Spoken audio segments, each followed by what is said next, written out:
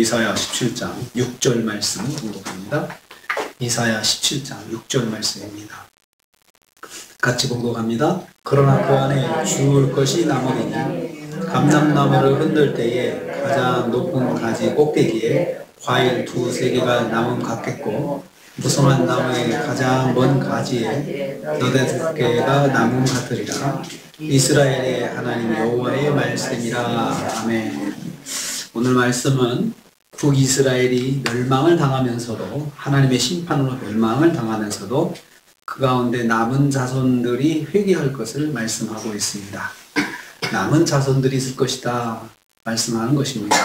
이스라엘 안에 주울 것이 남을 것이라 했습니다. 그러나 그 안에 주울 것이 남으리니 라고 했습니다. 5절에서 추수밭에 떨어진 이삭에 대해서 말씀하셨습니다. 이 말씀은 심판의 추수밭에서 완전히 사라지는 것이 아니라 조금이나마 남게 될 것을 암시하는 단어였습니다. 이 말씀에 이어서 언급되는 말씀입니다. 그 안에라는 말은 이스라엘이 심판받는 현장을 말합니다. 추수밭과 같이 아주 혹독한 심판을 받는 상황을 말씀합니다. 그 안에 주울 것이 남을 것이다. 여호와께서 주어 모을 분량의 여분을 남겨 놓으신다는 뜻입니다.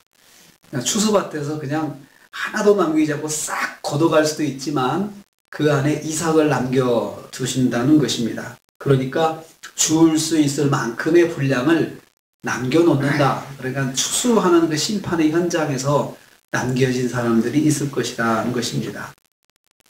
철저한 심판 가운데서도 긍휼을 잊지 않으시는 여호와 하나님의 사랑, 자비, 헤세드를 보여주고 있습니다. 하나님은 자기 백성에게 끝까지 긍휼을 남겨놓으십니다. 우리가 우리 자식들한테도 아무리 잘못했어도 자식은 나무라면서도 여지를 주잖아요. 만약에 자식들이 다시 일어날 수 있도록 뭔가 여지를 남겨놓지 잘못했다고 해서 죽을 죄를 줬어도 자식한테는 그래도 살 수 있는 여지를 남겨놓는 것이 부모의 마음이잖아요. 하나님께서 꼭 그런 마음을 가지고 계세요. 그래서 심판을 내리시는 가운데서도 다 그냥 심판받게 하지 않고 그래도 남겨놓으시는 사람들이 있다는 것입니다. 감람나무를 흔들 때 남겨놓을 것이다 했습니다. 감람나무를 흔들 때는 심판이 진행되는 모습입니다. 마치 우리가 대추는 이 올리브 나무를 열매에 터는 거, 열매를 건드는 거 보면은 나무를 흔들어 가지고 떨어지게 만드는 거예요. 나무를 흔들어 가지고. 지금은 현대의 그 중동에서 그 감람나무 올리브 열매를 거두는 거 보면은 기계가 붙어가지고 막 기계가 흔들어요. 높은 곳에 있는 것까지 다 흔들어가지고 밑에서 그물로 싹 받아서 깔때기처럼 모아서 이렇게 하는 것을 봅니다. 이스라엘을 감람나무로 비유하셨습니다. 감람나무를 뽑는다고 하지 않으셨습니다. 흔든다고 했습니다. 그러니까 완전한 심판을 내면 감람나무를 확 뽑아버리면 되잖아요. 뽑아서 그냥 놓으면 말라 죽잖아요. 근데 그렇게 하지 않고 막 흔들어서 이제 심판하시는데 심판자들이 이스라엘의 열매를 약탈하는 행동을 흔든다라고 표현을 했습니다. 그들이 이스라엘을 뿌리채 뽑아내지 못하게 하나님께서 제한하신 거죠. 뿌리채는 건들지 마. 그냥 흔들기만 해. 이렇게 하신 거죠. 이때 높은 꼭대기에 과일 두세 개를 남기시고 먼 가지에 네 다섯 개를 남기실 것이다 했습니다. 높은 꼭대기와 먼 가지는 손이 닿지 않는 곳입니다. 그러니까 남겨놓으실 때 그 심판자들이 손이 닿지 않은 부분을 또 만드셔가지고 그 부분은 손대지 못하게 하나님께서 그렇게 하신다는 것입니다. 여호와께서 손이 닿지 않게 하여서 보호하시는 소수의 사람들이 있을 것이라는 뜻입니다. 너댓 개, 소수의 사람들이죠. 또 네 다섯 개, 두세 개 이렇게 남게 그 많은 열매 가운데 그냥 서너 개, 네 다섯 개 이 정도 남을 정도로 해주신다는 것입니다.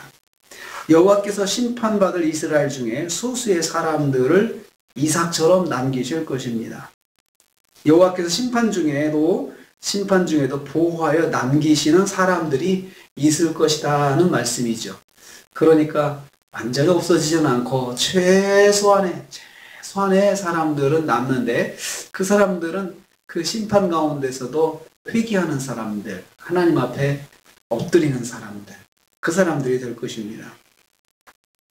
여호와 하나님께서 하신다는 말씀입니다. 이스라엘의 하나님 여호와의 말씀이니라 이렇게 하셨어요. 그러니까 심판 가운데서도 그렇게 남기시고, 심판 가운데서도 그래도 긍휼을 베푸시고 하는 그러한 것들을 하나님께서 결정하셨다는 거죠. 하나님께서. 그러니까 하나님께서 결정하셨다는데 누가 뭐라고 하겠어요?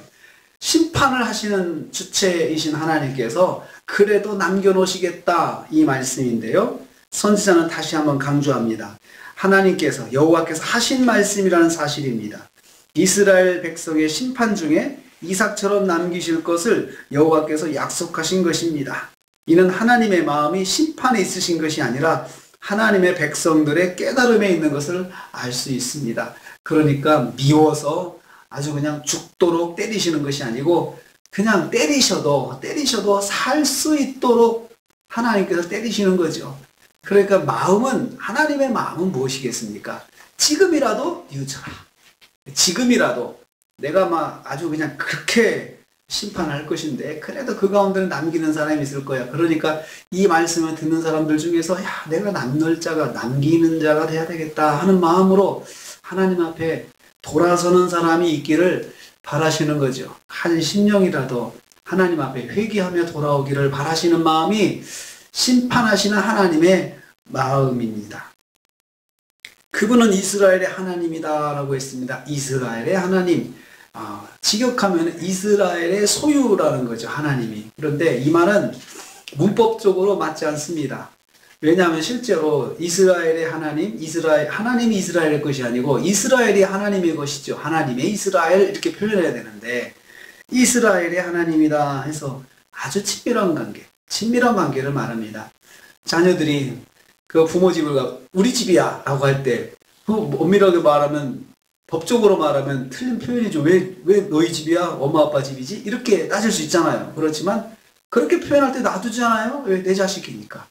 내 자식이 우리 집이라고 하는 것을 그걸 따지는 부모 없습니다.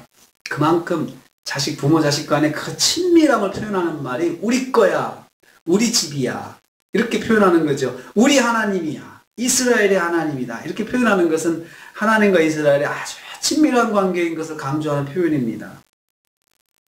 이스라엘을 소유로 삼아 다스리시는 하나님이라는 거죠. 하나님께서 이스라엘을 하나님의 소유로 삼으셔서, 그래서 그렇게 하나님께서 다스리신다. 또 스스로 계신 하나님 여호와라 했습니다. 이스라엘의 하나님하고 거기다 또 여호와 하나님을 거기다 다 표현을 했습니다. 여호와는 하나님, 스스로 계신 하나님, 전능하신 하나님을 바로 여호와라고 표현을 합니다. 그래서 전능하신 하나님, 스스로 다스리는 하나님, 스스로 결정하신 하나님, 다 모든 만물의 주권자이신 하나님께서 결정하신 것이죠. 그러니까 거기에 대해서 누가 시비를 걸겠습니까? 하나님께서 다스리시면서 하나님께서 그렇게 결정하셨는데, 아니 누구는 완전히 심판하고 누구는 살려주고 그런 게 어디 있어요? 그럴 때 내가 결정한 거야. 내가 그렇게 하고 싶어. 내가 내 자식들한테 그렇게 하는데 누가 뭐라고 하겠어? 라고 그렇게 하나님께서 그런 마음으로 말씀하시는 거예요. 세상을 통치하시고 다스리시는 하나님, 전능하신 하나님께서 그 이스라엘 백성들은, 그래도 그 하나님의 백성들은 심판 중에도 그래도 남길 자 이삭을 남겨놓고 다시 하나님의 자녀로서 살아갈 수 있도록, 다시 일어날 수 있도록 하나님께서 만들어 놓으신다, 환경을 여건을 만들어 놓으신다는 그런 말씀입니다. 그것을 다 하나로 표현한 것이 그 안에 주울 것이 남으리라. 그 안에 주울 것이 남으리라. 이 말씀입니다. 하나님께서 때리시면서도 마음이 아프신 겁니다. 어떻게 하면 좀 살 수 있을까? 살 길을 열어놓으시면서 하나님께서 그렇게 심판하시는 것을 여기서 볼 수 있습니다. 그렇기 때문에 하나님께 혹시 매를 맞더라도, 매 맞는 내가 하나님께서 나를 혼내시는구나 라는 생각이 들면 빨리 엎드리는 것이 최선입니다. 빨리. 왜? 하나님의 마음은 때리는 데 있지 않으시고 돌이키는 데 있거든요. 빨리 깨닫고 하나님 말씀 안에 살기를 바라시는 것이 하나님의 마음이거든요. 그래서 빨리 엎드리는 것이 가장 좋은 방법입니다. 하나님, 제가 잘못했습니다. 제가 그냥 욕심을 부려가지고 그랬습니다. 하나님, 제 마음이 너무 상해서 그랬습니다.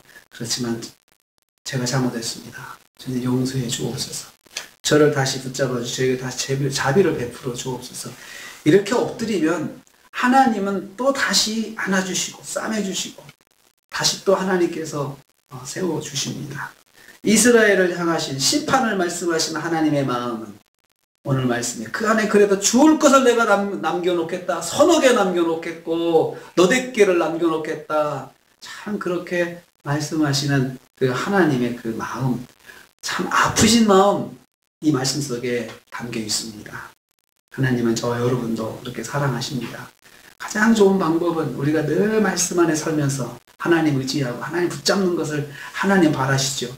그렇지만 때로는 우리가 또 내 마음대로 할 때가 있지만 하나님께서 깨닫게 하실 때가 있습니다. 그러면 빨리 돌이켜야 되고 빨리 엎드리고 빨리 회개하면 거기에 살 길이 있습니다.